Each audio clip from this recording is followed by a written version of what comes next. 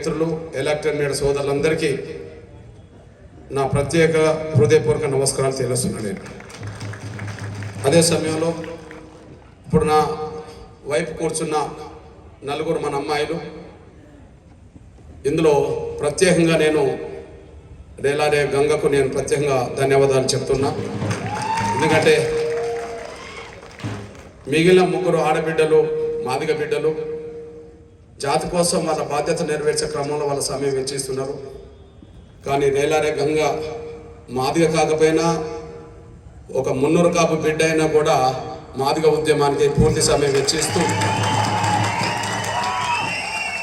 ప్రతి కార్యక్రమంలో రాత్రి అనకుండా పగలనకుండా ఆమె తమ బాధ్యతను ఈ ఉద్యమం కోసం వెచ్చిస్తుంది. ఖచ్చితంగా రేలారే గంగ, నీ రుణం మా జాతి నేను ఎప్పుడైనా తీసుకుంటాం.